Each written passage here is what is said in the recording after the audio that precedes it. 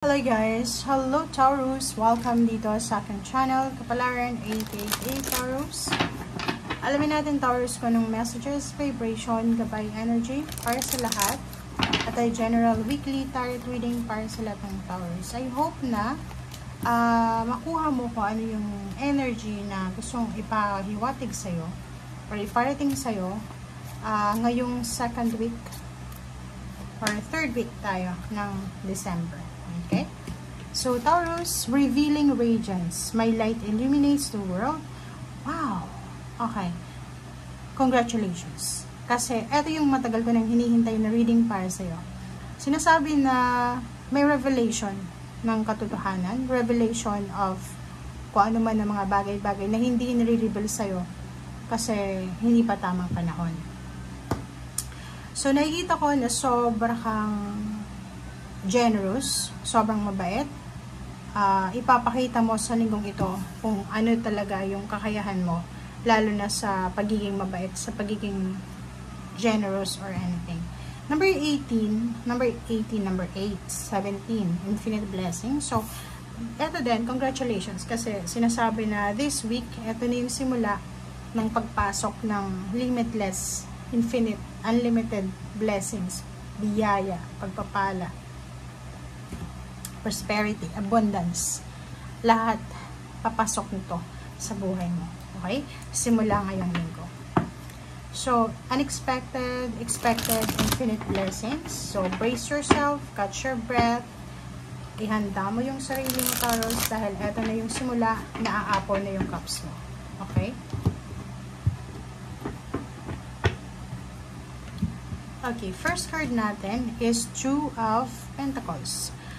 Yung Two of Pentacles na to, it's confirmation. It's a confirmation na this week, magkakaroon ng balance yung iyong financial. So, ibig sabihin, maraming pagkakataon sa linggong ito para makatipid ka, madagdagan yung pera mo, parang ganun, madagdagan yung mga finances or yung mga source ng income na papasok sa'yo. But be careful din kasi pwedeng maka-encounter ka sa linggong ito, Taurus, ng mga away tungkol sa pera, away tungkol sa kung ano pa man na may relate sa financial. So, yun, sa trabaho, sa negosyo, sa kapitbahay, kapamilya, parang ganun. Nakikita ko sa'yo dito, Taurus, na may pinaplano ka na travel, pagpaplanong travel, pagpaplanong pagbili ng sasakyan, pagbili na, or pagbebenta ng sasakyan para sa pera, parang ganun, or para sa future mo. But this week, parang hindi ka masyadong interesado na. Parang magbabago yung isip mo. Okay? Parang iniisip mo, sayang yung pamasahe, ganyan, ganito. So, nakikita ko sa'yo dito na magbabago ka ng isip. Okay? Biglang magbago yung isip mo, lalo na dito sa travel na ito, or sa movement, or sa kung ano man na progress na yan. Napaka-importante ng partner sa linggong ito. So, pwedeng may asawa ka, parents, siblings. Nakikita ko na tutulungan ka ng kung sino man itong taong ito na like-minded ito sa'yo eh. Pareho kayo ng mindset. Tutulungan ka niya, susuportahan ka niya sa linggong ito para makapagpahinga ka. Pwedeng siya yung gagawa ng mga obligations mo, ng mga duties and responsibilities. Okay. 3 of Swords. Nakikita ko sa'yo dito na makakatanggap ka ng bayad sa inutang sa'yo. So, kung may pautang ka, siguro nagsuffer ka na ng several years sa paniningil pero walang nagbabayad sa'yo. And this week, nakikita ko na isang milagro to na posibleng may magbabayad sa'yo ng utang or may papasok ng pera sa'yo. Okay. The Tower. So, nakikita ko sa'yo dito na pinapakita sa'yo ng universe na kung ano man ang nangyayari sa'yo sa ngayon, ito yung parang realization mo. Kailangan mong ma-realize na kung anong nangyayari sa'yo sa ngayon, importante siya para sa future. Okay? So, kung ano yung decision mo sa ngayon, pag-isipan mong mabuti kasi yan ay yung result niyan is para sa future. So, hindi ka dapat magpadalos-dalos lalo sa mga actions mo regarding money and relationship kasi pwede kang magsisi sa bandang huli. Hindi sa sobrang pag-iisip na magkaka-insomnia ka na, make sure na may time ka lang para mag-isip sa isang araw, lalo na kung tungkol sa pera. Kasi parang nakikita ko may iba na balance yung pera, may iba na may source of income, pero yung iba, sobrang desperate sila, disappointed, desperate, sad, alone, kasi yung ini-expect nilang pera ay hindi nila nakuha. Okay?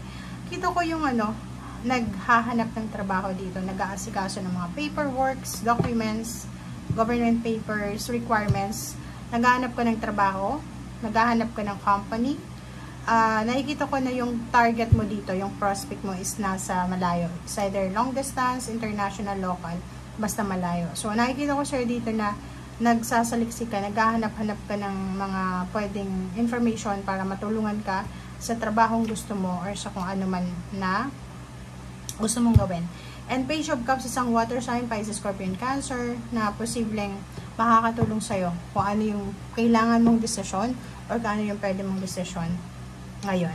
Okay? Wheel of Fortune. So, nakikita ko sa'yo dito yung willingness mo na magbago. Makaalis ka na sa sadlak na yan, ng kahirapan, sa company na yan, sobrang toxic ng boss, ng employer, ng mga katrabaho, parang ganun. So, yung Wheel of Fortune is time to right timing, parang ganun. So, ito na yung tamang panahon, tamang oras para baguhin mo na talaga yung mga bagay-bagay na gusto mo nang mabago sa buhay mo.